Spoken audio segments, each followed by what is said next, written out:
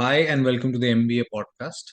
Today, I have with me Dr. Rohit Malan, who is a doctor, of course. He also cracked civil services and an MBA as well.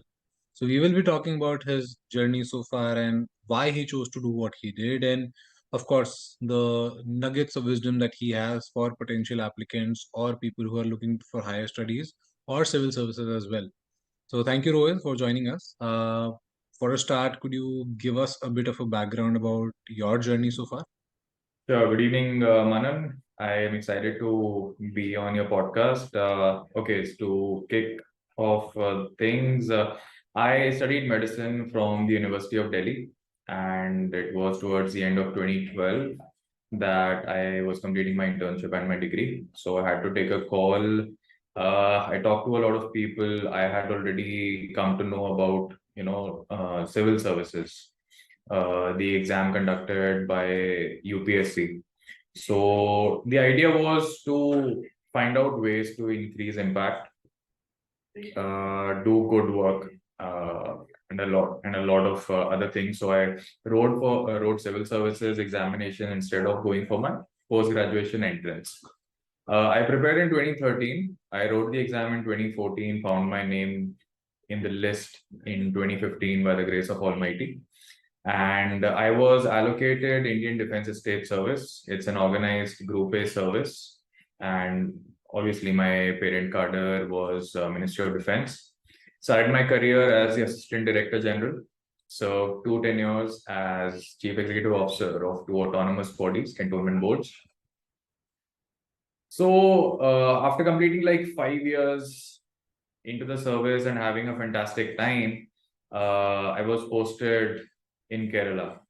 Okay. Big linguistic barrier, lot of good things, very good things, but I was a bachelor back then. I had a lot of time to myself, so uh, I was approaching 5 years of service. So I was like, what more could I do? I always had this thing that I want to study further. I want to upgrade my skills. I want to imbibe knowledge. I want to, find out ways how the world works, how do the different stakeholders come together and do something great. So that's when my journey for GMAT started. And I think I began preparing in April of 2019 and gave my GMAT in mid-September of 2019. So yeah, 5 months. Got a decent score. To begin with, I applied to USB schools. I interviewed at MIT. I Okay. interviewed at Kellogg. Kellogg made me an offer for his 2-year MBA program. Okay. And yeah, I think a few days after that, lockdown happened. Oh, okay. Yeah. So by that time, I got married as well. So while I was contemplating on what to do, there were a lot of factors. And after a lot of introspection, I decided that for my career goals, it's best if I studied in India Mm-hmm. and not go to the US. So I took a call. I didn't go to Kellogg. I decided to apply to the Indian B schools instead. I applied to ISB and IIM I interviewed with all of them. Got an offer and scholarship from ISB. Got an offer from IIMA, IIMC. Finally ended up getting scholarship from IIM Ahmedabad as well while I was Okay. on the campus. Okay. Okay. Yeah. So that's what it is. And towards the end of my program, I had the option to go back to the government because I was pursuing the program on study leave. Okay. Again, a lot of factors were there. I was trying to reflect, I was trying to introspect, as in what I've done so far and where would I like to go henceforth, Mm-hmm. Mm-hmm. 5 years down the line, a decade down the line, 2 decades down the line. Yeah. Uh, So I realized I would like to work on a bigger scale, obviously, and probably contribute in sectors that matter to me. Mm-hmm. So healthcare is definitely one of them, Yeah. and that's when I decided to explore opportunities in the healthcare sector, and got a fantastic opportunity to work with a really good team And yeah, that's my journey in a nutshell. Okay, so basically it started with healthcare. It's back to healthcare now, Yeah. and with, of course, multiple experiences in between. And that's very interesting.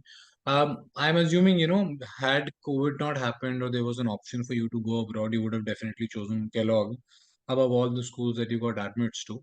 I want to just double click on, the thought process behind getting, into IIMA Mm-hmm. when you had admits from ABC as well as ISB. And that's a question a lot of people who apply to Indian B schools who have Mm-hmm. like more than 5 years of experience have in mind. So, what was Mm-hmm. your thought process behind choosing IIMA or not choosing the others? Right. Um, so the first thing first, IMA declared its result more than 2 months before ISB. Yeah, yeah. Okay. And so as soon as I got my result from Ahmedabad, I mooted my proposal for study leave. Okay, and for the government, it had to go through various layers. So by the time ISB declared its result, my proposal was on the desk of the final competent authority. So Mm-hmm. that was the first thing. Second thing, all the while that it was happening, I talked to a lot of people, including an officer who made the same transition exactly a decade back. So from my own department, there was an officer Okay. who, after completing 5 odd years of service for an MBA, he also had to make a choice. He chose ISB. So I talked to him. I talked to other people with whom I thought, their profile is somewhat similar or close to mine. So given the number of years I had as in my experience, given what I wanted to do, given the fact that I wanted a very very rigorous program, because I had absolutely no reference point in my family. If you think about business administration Mm-hmm. or things like that, so it was very clear. I found as a very good fit for myself, and I Mm-hmm. went ahead and had a fantastic time. I had a fantastic time. I am Ahmedabad checked all the boxes. Whatever I thought I'd experience, I experienced. I wanted the rigor. They gave me more than what I could They have do, they do. asked for. Yeah. Yeah, so that's how it is. Interesting, interesting. Let's talk about the application journey, right? So you, of course, had a bunch of admits. So from after you got the GMAT score, what was your approach then for the applications? Did you take any help from consultants? Did you do it on your own? You took help from alumnus? How did you go about So I had a really good mentor. So as I said, I was in Kerala when I was preparing for GMAT, and it? there was no institutional help Okay. uh, where I was working and living. So through mutual connections, I got in touch with somebody who had cracked GMAT and was on his way to for his MBA in HEC Paris. Okay. So he was my mentor throughout my journey. So I discussed the application process, what it is, what are the crux, what is it that they're looking for, are there do's or don'ts for an applicant. Then I also talked to people who were in the process of applying. There were a couple of admission consultants whom I found through the internet, and also I was referred to them by my mentor. So I just, cold messaged them, asked for Mhm. some time, and discussed it. So the idea was just to understand what the entire process is, Mm. because the applications are not only they're important, it takes time. I Mm. remember it took me more than 3 weeks to finalize my one-page resume. Yeah, it does. Yeah. Polite So way. yeah, that's how it is. Finally, I took the help of a consultant who's based in the US, Okay. Indian per se, working from the US. And she helped me with some of my applications, not all of them. Okay. Uh, that's how it is.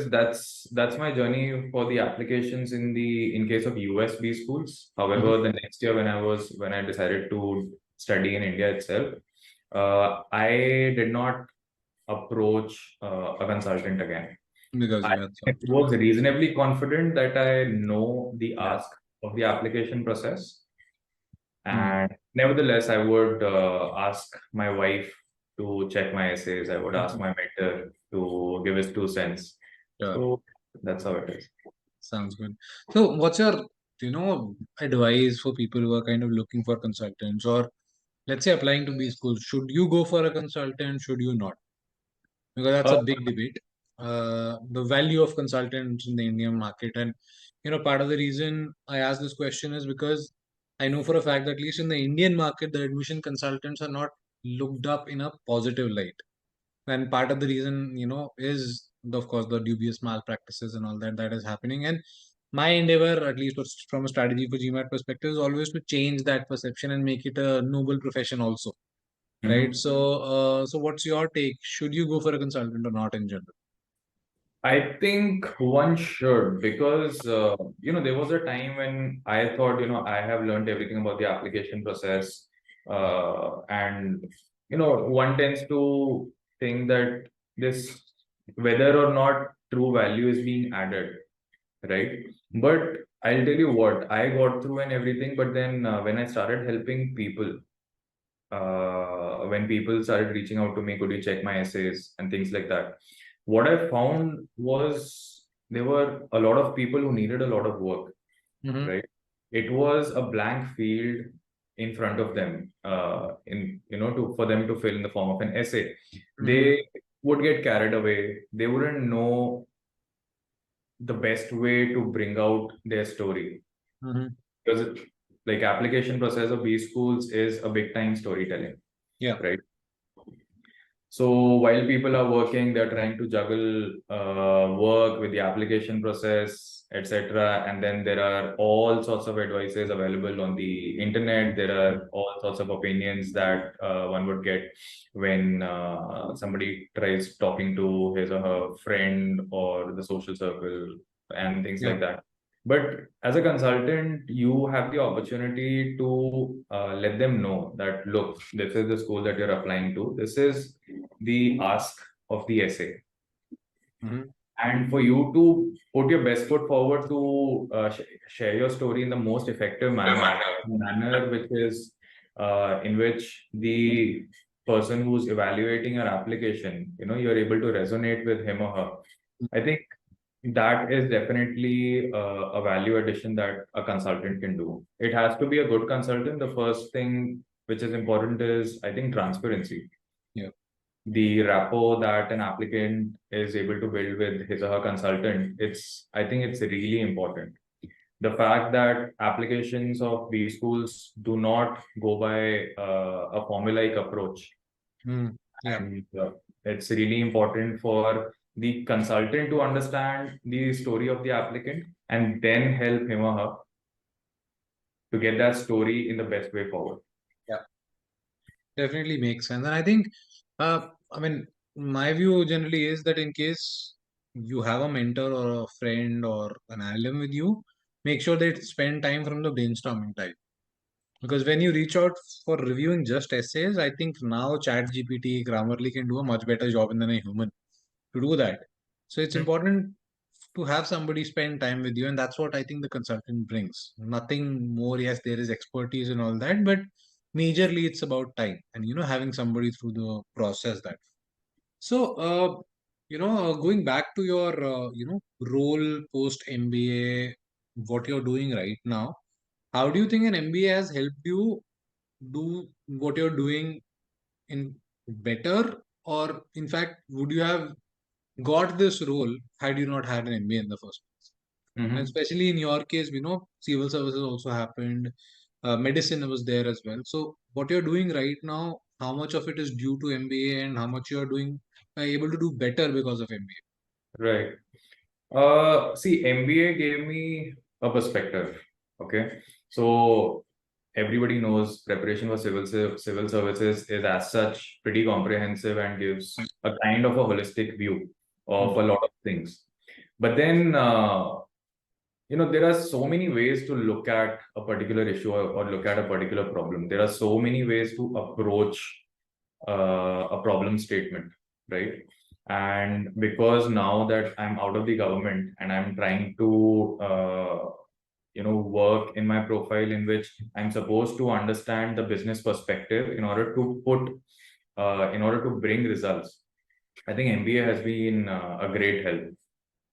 The kind of understanding that I developed, there are so many. I mean, it starts from the jargons, it starts from the various terminologies that you're supposed to know in order to converse Yeah. in a better manner, in a way Yeah. that so that in the room there is that confidence that yes, we are on the same page. It Hmm. starts from that, and after that, it goes to various nitty-gritties of the business, various nitty-gritties of various aspects, including operations, marketing, strategy, etc. So yeah, definitely. I mean, my time at IIM Ahmedabad and the fact that I made the most of it, it has definitely helped me not only get this job but be comfortable from the very beginning. Right, right, makes sense. And there are a lot of people from civil services who've either gotten through or they've tried for 2 3 years. Now they're looking to maybe switch paths for MBA, or there are a lot of people who are coming working in the government or working at a lot of PSUs who come to us, or in general looking for MBA. So, what's your advice to such aspirants?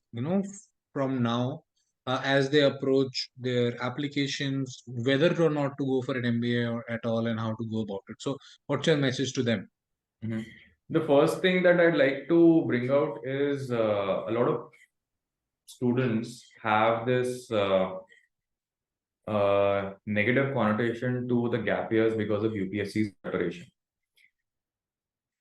In my experience, the world looks at you as somebody who invested, who took a stand, first of all, and who invested his time and energy in Yeah. pursuing something which he or she wanted to do. And the fact that you completed your journey, it doesn't matter how it ended, but the fact that you didn't give up and invested 1, 2, or maybe 3 years, it says that you gave your time, you gave your effort, you invested your energy, you have a reasonably comprehensive holistic view of a lot of things, be it economics, be it science and tech, be it agriculture, etc. So I mean, you are somebody who can take a stand, Yeah. who can invest in your pursuits, etc. So, and I think that is valued. That is valued by all the B schools. Correct. I, as I said, I got admits from multiple schools, and on joining my peer group from the various institutions, in every cohort I found people who had gap years because of UPSC. Yes. Yes. Nevertheless, they made it to the best of the schools. Mm-hmm. Great. And so that's the first message. Secondly, people from government background, from background related to PSUs, public sector banks, etc. Again, there is a perception that how are we viewed by somebody who is going through our application? Just because of the mere fact that we do not come from the corporate sector per se. Again, I'd say the institutes have a favorable opinion Yeah. because the scale is bigger. If you look at somebody who's working in the government sector, who's working in a PSU, maybe you're working at the grassroots level.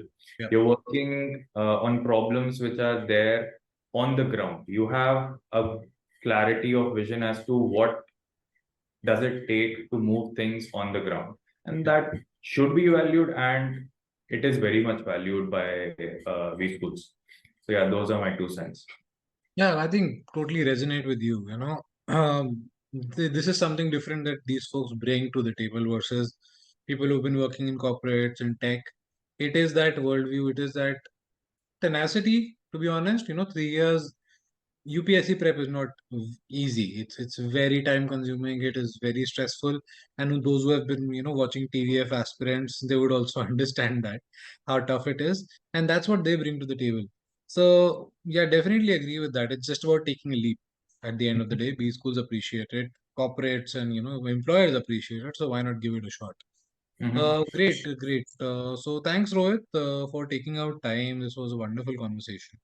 I'm sure, as a mentor at S4G, there'll be a lot of learnings that the aspirants would have with you and, from you.